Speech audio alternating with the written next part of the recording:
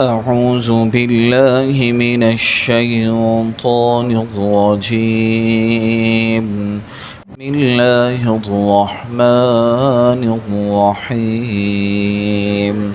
ويسألونك عن المحيض قل هو أذى فاعتزلوا النساء في المحيض ولا تقربوهن حتى يطهرن فإذا تطهرن فأتوهن من حيث أمركم الله إن الله يحب التوابين ويحب المتطهرين. صدق اللہ العظیم. جزاک اللہ جی. اللہ تعالیٰ کا فرمان ہے وَيَسْأَلُونَكَ عَنِ الْمَحِيضِ کہ وہ لوگ آپ سے سوال کرتے ہیں حیض کے بارے میں. قُلْ هُوَ أَذًى اے نبی جی آپ کہہ دیجئے وہ گندگی ہے. فَاعْتَزِلُوا النِّسَاءَ فِي الْمَحِيضِ اس حالت میں عورتوں سے جو ہے جدا رہو، علیحدہ رہو. وَلَا تَقْرَبُوهُنَّ حَتَّى يَطْهُرْنَ جب تک وہ پاک نہ ہو جائیں اس وقت تک ان سے مباشرت جمع نہ کرو. فَإِذَا تَطَهَّرْنَ جب وہ پاک ہو جائیں فَأْتُوهُنَّ مِنْ حَيْثُ أَمَرَكُمُ اللَّهُ پھر اسی طریقے سے ان کے پاس آؤ جس طریقے کا اللہ نے حکم دیا ہے. ان اللہ یحب التوابین بے شک اللہ تعالی جو کثرت سے اس کی طرف رجوع کرنے والے ہیں ان کو پسند فرماتے ہیں. وَيُحِبُّ الْمُتَطَهِّرِينَ اور جو پاک صاف رہنے والے ہیں اللہ تعالیٰ انہیں بھی پسند فرماتے ہیں.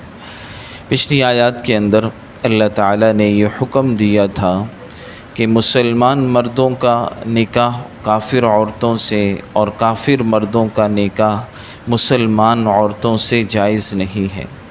اور وجہ اللہ تعالیٰ نے یہ بتائی تھی اولئک یدعون الی النار کہ کافر مرد اور کافر عورتیں انسان کو جہنم کی طرف لے جانے کا سبب بنتی ہیں، کیونکہ ازواجی تعلقات آپس کی محبت کو چاہتے ہیں. اس کے بغیر ازدواجی تعلقات اگر جو ہے بغیر محبت کے ہوں تو ان کا اصل مقصد جو ہے وہ وہی پورا نہیں ہوتا.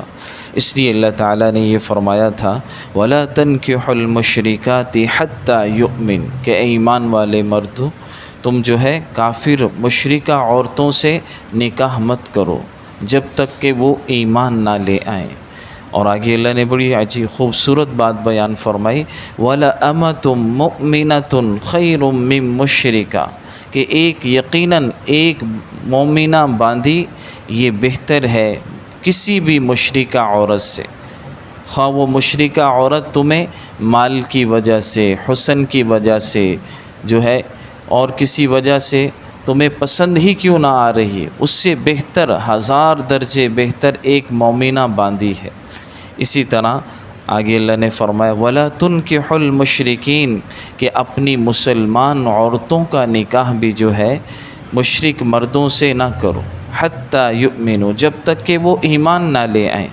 اس میں بھی اللہ نے بڑی خوبصورت بات بیان فرمائی وَلَعَبْدٌ مُؤْمِنٌ خَيْرٌ مِّن مُشْرِكٍ وَلَوْ أَعْجَبَكَ یقیناً ایک مرد غلام جو ہے وہ مشرک مرد سے 1000 درجے بہتر. اگرچہ وہ مشرک مرد تمہیں مال جمال کی وجہ سے یا کسی اور وجہ سے پسند ہی کیوں نہ آ رہا، اس سے بہتر ایک مومن غلام ہی ہے، اس سے نکاح کرو، مشرک مرد سے نہ نکاح کرو.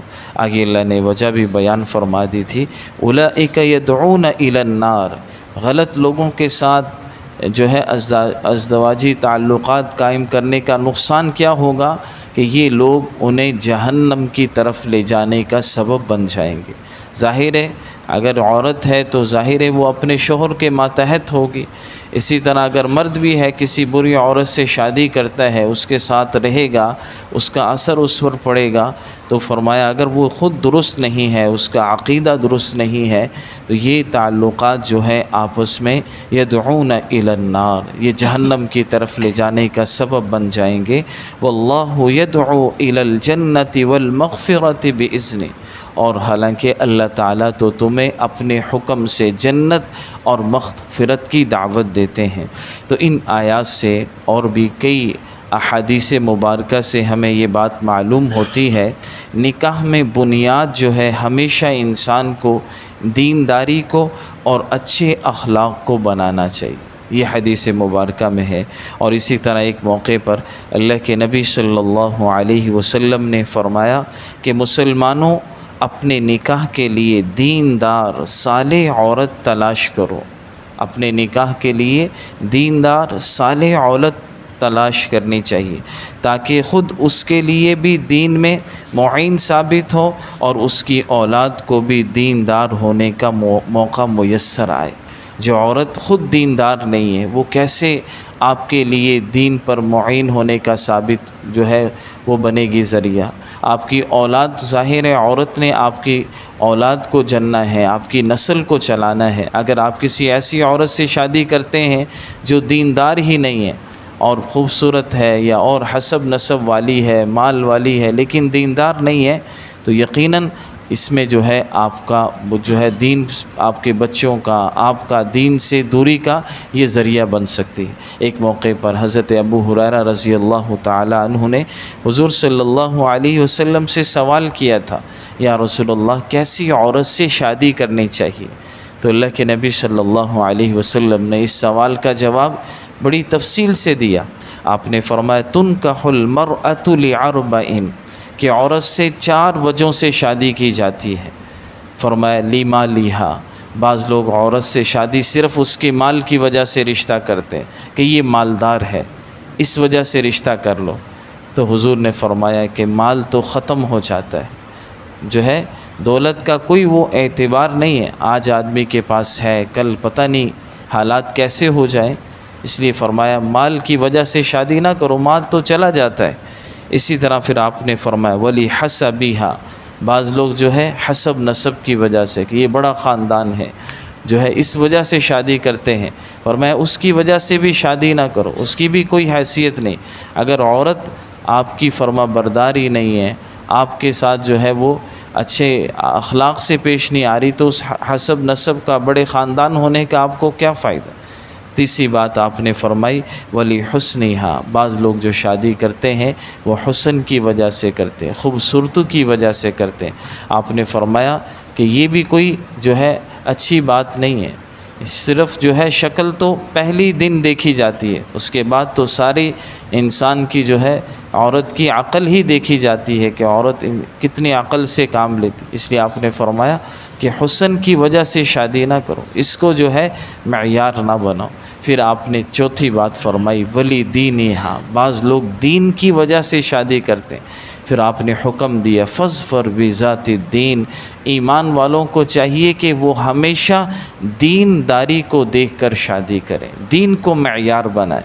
باقی یہ نہیں ہے کہ آپ جو ہے شکل بالکل نہ دیکھیں، جو ہے خاندان بالکل نہ دیکھیں، ایسی بات نہیں، لیکن بنیاد دیندار ہونا چاہیے، دینداری کے بعد دیکھیں، اگر خوبصورت بھی ہے، تھوڑا جو ہے آپ کے برابر کی ہے، پھر آپ شادی کریں۔